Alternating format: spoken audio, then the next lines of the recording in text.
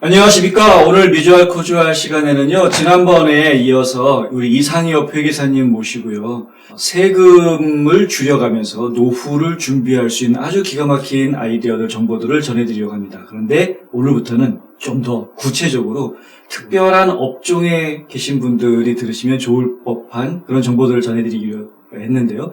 회계사님 안녕하세요. 예, 안녕하세요. 네.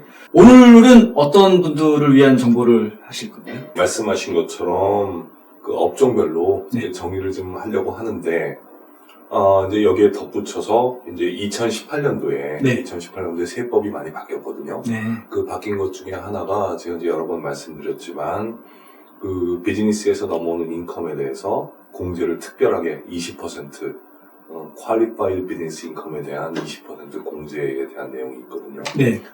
이 부분이 이제 굉장히 중요해지는 사람들이 그 업종 그룹이 네. 전문인들입니다. 전문인들. 아, 그래서 닥터라든지 물론 뭐 치과 의사 선생님이라든지 네. 메디컬 닥터들 네. 그리고 약사님들 오, 그리고 보험업에 보험 하시는 분들 네. 그리고 그 외에 이제 회계사, 변호사 이런 어떤 그 스페셜라이즈 서비스를 네. 하시는 분들의 경우에는 네. 그 퀄리파이드 비즈니스 인컴 20%하고 아주 직결되는 어떤 연관성이 있어요. 그러니까 네. 이분들의 경우가 지금 그 리타이어먼트 플랜이라든지 그런 것들을 해가지고 세금을 그 공제를 하는 데 있어서 네. 아주 그 효과가 큰 그룹이거든요. 네. 그래서 오늘은 일단은 지금 말씀드린 어떤 닥터라든지 네. 아니면은 뭐 이런 전문직에 있으신 분들에 대한 네. 그런 그룹으로 주제로 말씀드리려고 합니다. 네. 오늘은 그러니까 이제 사자가 들어가는 네, 전문 직종사자들을 위한 조언의 말씀을 듣도록 하겠네요. 네. 자, 어떤 얘기죠? 그 뭐 퀄리파이드 예. 뭐라고 하셨던 게. 예, 우선 퀄리파이드 비즈니스 인컴에 대해서 설명을 드리면은 네. 장표를 여기 홍성구님께서 몇 가지를 아. 준비를 해주셨는데 네. 저희 네. 대표님이 직접 손수 만들어 주셨는데요. 이게 아마 화면으로도 네. 보여드린 거였으니까 따로 아마 나갈 수 있을 네, 것 네, 같습니다. 화면으로 보여드리겠습니다. 예. 어떤 내용입니까? 이게? 예, 여기에 보면은 이제 전체적으로 어떤 회사가 있을 경우에 네. 그 회사에서 개인 레벨로 수입이 넘어갈 수 있는 방법이 여러 가지가 있습니다. 아, 회사에서 네. 개인으로 돈이 가는 거군요. 네, 그렇죠. 네. 그 중에 하나가 우리가 다 알고 있는 W2가 되겠죠. 네. W2 네. 월급 받는 거요? 네, 월급이 있습니다. 네. 또 하나가 여기 약간 밝은 초록색으로 되어 있는 부분이 네. 회사에서 개인으로 넘어가는 우리가 보통 배당금으로 알고 있는 네. 그런 부분입니다. 월급으로 가져가는 거 이외에 네. 배당금으로 회사에서 수입을 내가 집으로 가져갈 수가 있죠. 어, 그 부분이 이제 거의 대부분의 경우에 그런 배당금 부분이 퀄리파이드 비즈니스 인컴입니다. 퀄리파이드 네. 비즈니스 인컴. 그 퀄리파이드 비즈니스 인컴에 보면은 여기 제가 한 20% 정도를 떼어내서 네. 날려버렸는데, 없애버렸는데, 네. 이 20%는 수입이 아니라는 거죠.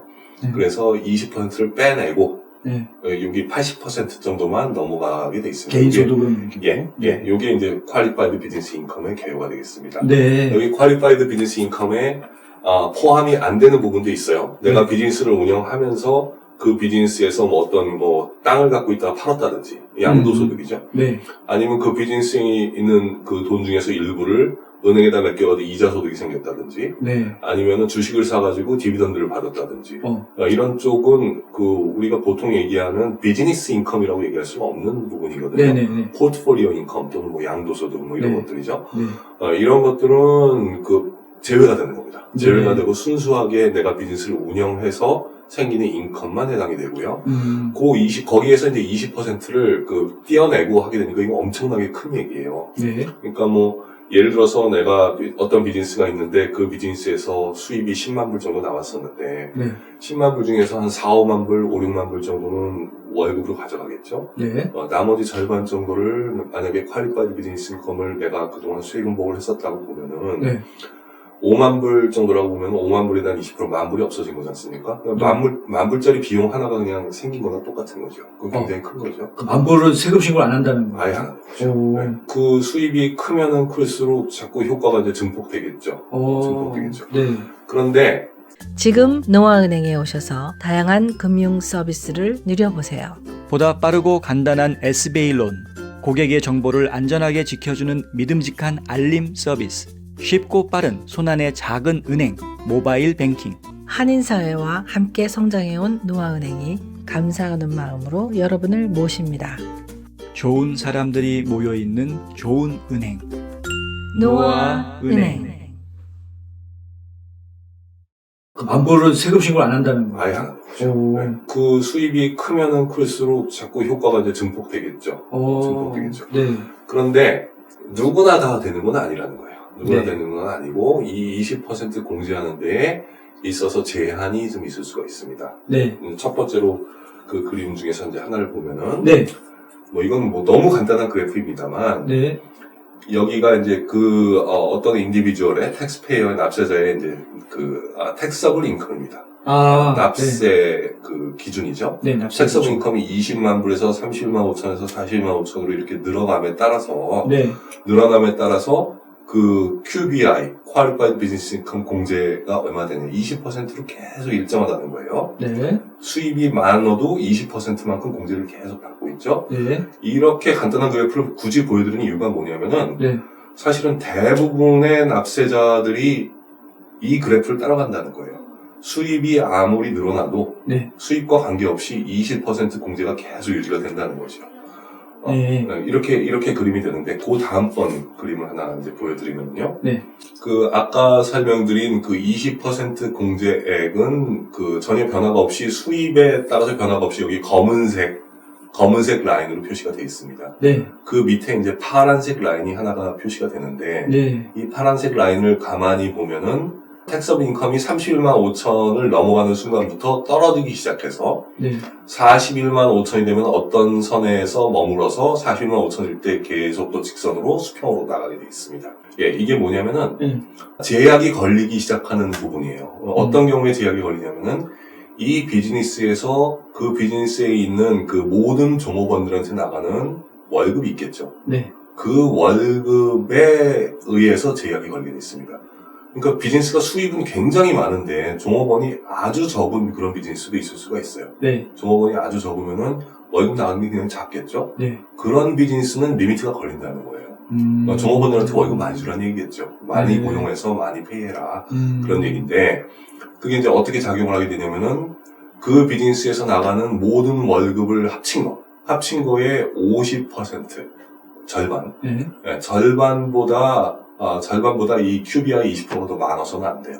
그러니까 말이 이제 좀 어려운데, 지금 같은 경우는 제가 그 파란색 라인을 이렇게 보면은 라인이 이제 떨어지게 돼 있는데, 네. 약 한 18% 정도쯤으로 떨어지는 걸 예상을 해봤습니다. 그러니까 이건 실제로 이렇게 된다는 게 아니라, 이럴 수 그렇죠. 있다. 뭐. 네. 41만 5천까지 이렇게 떨어지게 돼 있는데, 네. 어떤 사람들은 더 많이 떨어질 수도 있고, 네. 어떤 사람들은 더 적게 떨어질 수도 있습니다. 네. 여기서 더 라인으로, 이제 어떤 사람들은 한 10%까지 떨어질 수도 있고요.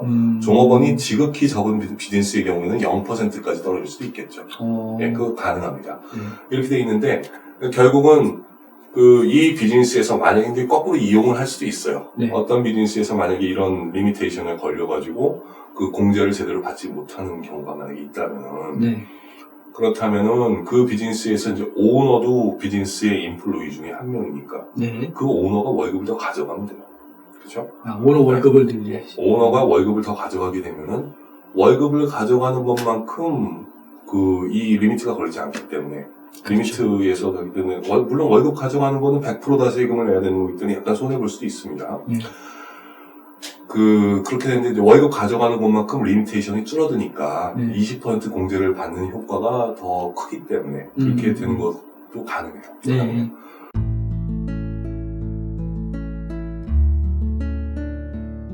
안녕하세요. 이상회계법인의 이상엽입니다.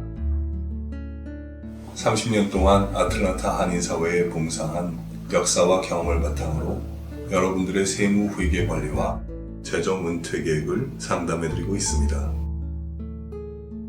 부자 되세요.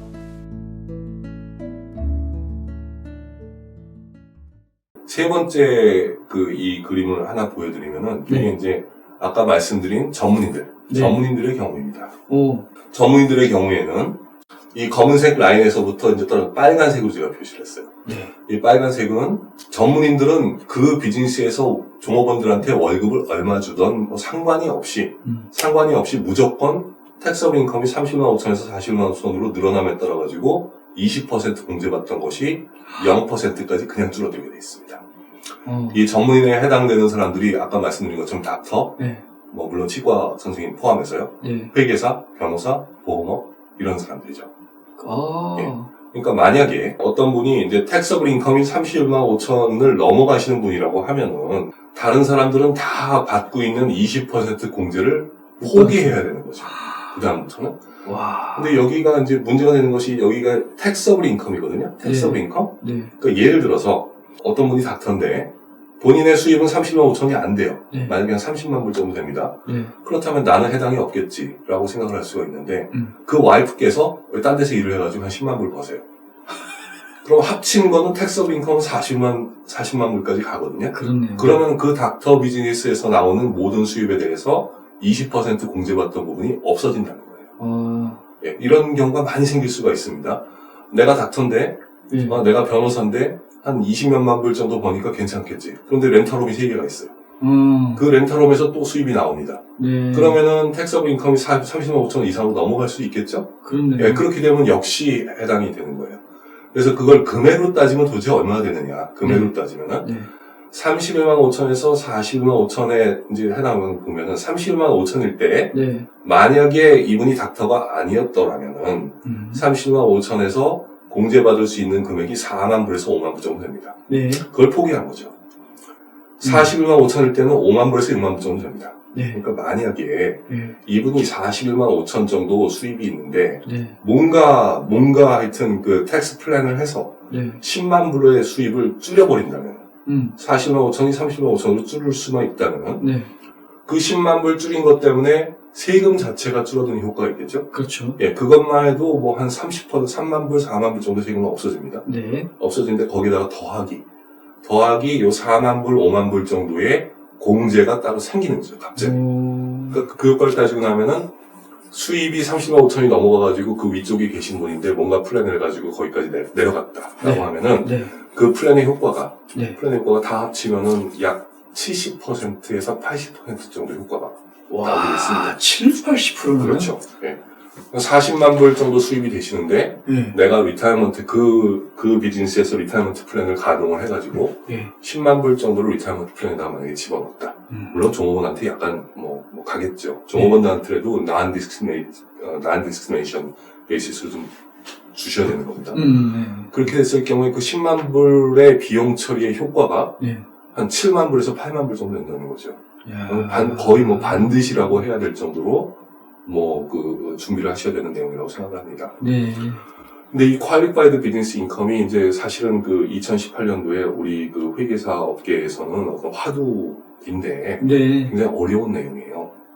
특히나 비즈니스가 하나만 있는 경우가 아니라 2개, 3개, 아니면 렌탈홈도 비즈니스입니다. 렌탈 네. 비즈니스가 있다든지. 이렇게 2개, 3개가 늘어나게 되면은 굉장히 복잡해져요. 아주 많이 복잡해집니다. 그래서 훈련받은 사람이라고 할지라도 네. 2개까지는 어떻게 해볼 수 있을지 모르겠으나 3개, 4개가 되고 나면은 그다음부터는 실제로 그 소프트웨어에서 한번 돌려보기 전에는 어떻게 그림이 나중에 그 결과가 나올지 그거를 프로젝션 하는 게 쉬운 일이 아니에요. 굉장히 어려워집니다. 네. 그러니까 지금 아주 심플한 경우만 갖고 왔는데 네.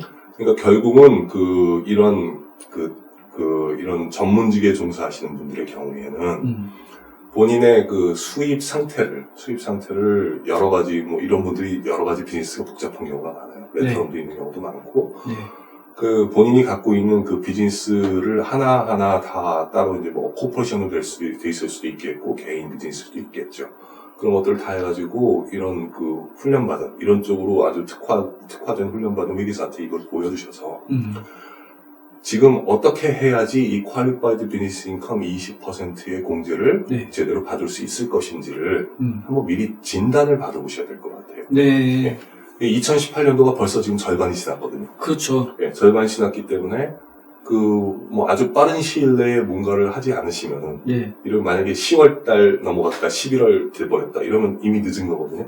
다 세금 신고할 때 가가지고 대충 알아서 이렇게. 안 됩니다. 그게 안 되는 거예요? 예, 이런 플랜을 하기 위해서는 적어도 8월, 9월 달까지는, 네. 8월, 9월 달까지는 뭔가 플랜을 가동을 해가지고, 미리 진단을 받으시고 어떻게 하는 게 좋을지 제일 그 적절한 조언을 받으신 다음에 그 플랜을 가동을 해 놔야지만 올해 안에 효과를 보시게 되는 겁니다. 네. 그 효과가 워낙 크기 때문에 네. 여기서부터 더 이상 미루면 안 되겠기에 네. 지금 이제 제가 이 업종별 그 시리즈 중에서 네. 뭐 어떻게 보면은 이제 그 아주 어떻게 보면 그렇게 큰 그룹이 아닐 수도 있는데 네. 가장 효과가 이번에 그 리타이먼트 플랜이라든지 아니면 퀄리파이드 비즈니스 인컴 20% 디덕션의 어떤 효과라든지 네. 이런 영향을 가장 많이 받는 그룹이 이런 전문직 그룹이기에 우선 먼저 시작을 한번 해봤습니다. 그렇군요. 세금 신고할 때만 계산을 그렇게 잘 하면 되는 게 아니라 미리부터 준비해가지고 그 프로그램에 맞춰서 예. 매월 진행을 해야 세금 신고할 때 그 혜택을 받으실 수 있다. 예, 그렇습니다. 조지아주에서 가장 많이 사용되는 언어 3개 아시나요? 당연히 1등은 영어, 그 다음은 스페니쉬. 그런데 3위가 한국어라는 사실. 진짜냐고요? 예, 그렇습니다. 하지만 그 어떤 언어보다 사람들을 행복하게 만들어주는 3글자. 바로 스마일입니다. 자신감을 가지고 하얀 미소를 지으세요. 김명환 치과에 가시면 이 모든 것을 가질 수 있습니다. 거의 모든 부분이 다 그렇습니다. 지금 네. 이 전문직 업계에 계신 분이 아닐지라도 네. 예를 들어서 이제 다음번에는 저희가 아마 뷰티 서플라이나 아니면은 세탁업에 종사하시는 분들에 대한 그런 내용을 아마 다루게 될 터인데 네네. 그때도 이제 똑같은 룰이 적용이 됩니다. 그거를 기다렸다가 나중에 내년도에 인컴 텍스 할 때 뭐 어떻게 해가지고 회계사가 제조를 부려서 어떻게 할 수 있는 게 아니에요. 그렇지가 않습니다. 네. 그 전에 지금 연중에 뭔가를 준비를 하셔야 되는 겁니다. 그렇군요. 네. 뭐 W2 이런 것 때문에 그런 그렇죠. 거군요. 예. 지금 W2도 아주 큰 문제가 되는 것이 네. 아까 첫 번째 그림을 다시 한번 잠깐 보여드리면요. 네. 요 그림에서 네. 제가 이제 월급으로 가져가는 부분이 있고 QBI, 그러니까 K1 보통 우리가 이제 그 배당금이라고 얘기하는 걸로 가져가는 네. 부분도 있다고 했죠. 네. 여기 그 K1으로 가져가는, 그러니까 QBI로 가져가는 부분에 대해서는 20% 공제를 할 수 있다고 말씀을 드렸어요. 네. 그런데 월급으로 가져가는 부분은 공제가 안 된다는 거거든요. 네. 예, 그렇다면은 모든 사람들이 월급을 안 가져가려고 그러겠죠. 그렇죠. 월급을 가져가면 공제가 안 되는데 공제 안 왜 되는데. 그걸 가져가겠어요? 그렇죠? 네. 그러니까 그러나 IRS 입장에서는 네. 월급을 어느 정도는 가져가야 된다고 주장을 항상 하고 있습니다. reasonable salary의 개념이죠. reasonable salary. 어느 정도는 reasonable한 정도에서는 가지고 가라라고 얘기를 하는데 그럼 그 reasonable한 정도가 얼만큼이냐? 그것도 중요하고요. 2018년도에는 그 reasonable salary에 대한 IRS 감사가 더욱더 아주 적극적으로 나올 거라고 예상을 하고 있습니다만 네. 그 리즈너블 셀러리가 어느 정도는 만족을 하면서도 이 퀄리파이드 비즈니스 인컴의 디덕션을 어느 정도 할 수 있는 거가 이런 걸 계산하는 건 쉽지가 않아요. 생각보다 쉽지가 않습니다. 일반적으로 생각하면 이제 이런 그 전문직 종사자들은 다 업주잖아요. 본인이. 네, 그렇죠. 본인이 업주니까 직원도 월급 주고 나서 나머지 남는 건 다 자기 거잖아요. 그렇죠. 네. 본인 월급을 따로 줄 생각은 안 하는 게 일반적으로. 그러니까 이제 거기에서 그 리즈너블 셀러리를 얼만큼 가져가냐면 지금 사실은 어떻게 보면 IRS의 눈치를 좀 봐야 되는 거죠. 어느 정도 이만큼은 가져야 되겠구나. 그게 또 가령 예를 들어서 그 사람이 그 전문직이 S코퍼레이션 유지를 하고 있느냐, 네. 아니면 LLC로 가지고 있느냐, 뭐 그렇죠. 이런 거에 따라 가지고도 많이 내용이 틀려질 수가 그렇죠. 있습니다. 그 월급으로 가져가지 않고 예를 들어서 LLC라고 하는 엔티티에는 오너의 월급이라는 게 아예 없습니다. 없어요. 네. 그런 개념 자체가 없습니다. 네. 그렇다면 LLC로 무조건 바꾸는 게 유리하냐? 그게 불가능한 경우도 있어요. 굉장히 어려운 경우도 있습니다. 네. 꼭 닥터분들 뿐만이 아니라 지금 뭐 세탁소를 하시는 분이라든지 뷰티 서플라이를 하시는 분이라든지 네. 내가 뷰티 서플라이 갖고 있는데 뷰티 서플라이 3개를 갖고 있어요. 네. 그 3개가 다 코퍼레이션입니다.